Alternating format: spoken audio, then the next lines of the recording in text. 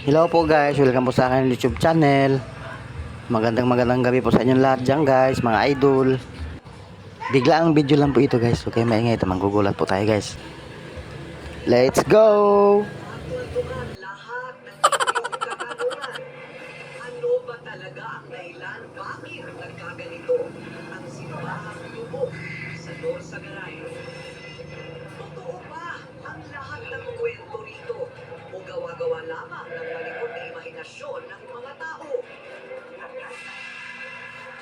Lahat ng kasagutan, isa-isahin malalaman. Kaya huwag kukurap dahil susunod na yan sa pagbabalik ng Rated Corina. Kaba, gutom, kilabot.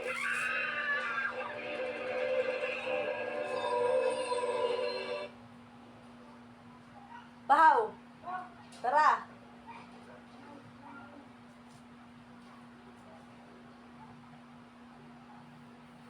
Mahalaga po sa amin na mapakinggan ang inyong mga kwento.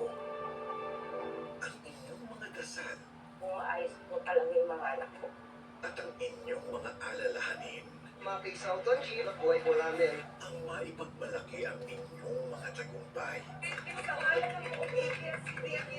Congratulations! at tulungan po kayo sa oras ng pangangailangan. Narinig po ninyo yung panawagan ko po. Sa ating pagtutulungan, naihahatid natin sa maraming paraan ang inyong mga kwento ng lungkot at ligaya. At sa pagbabahagi natin ng inyong istorya, nakakahanap po tayo ng linaw at pag-asa. Pero kasi lang, anong pangarap mo? Gusto ko pong maging teacher. Gusto ko pong maging katulad mo, sir.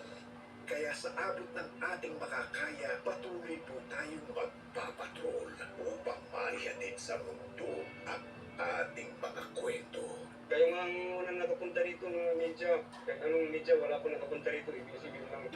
ABS-CBN News. In the service of the Filipino.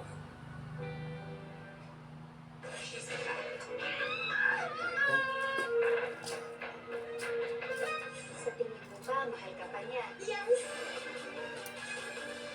Yung pangarap mo, sabi ko, mahal pa kita. Sino mas magmahal? Pwede po.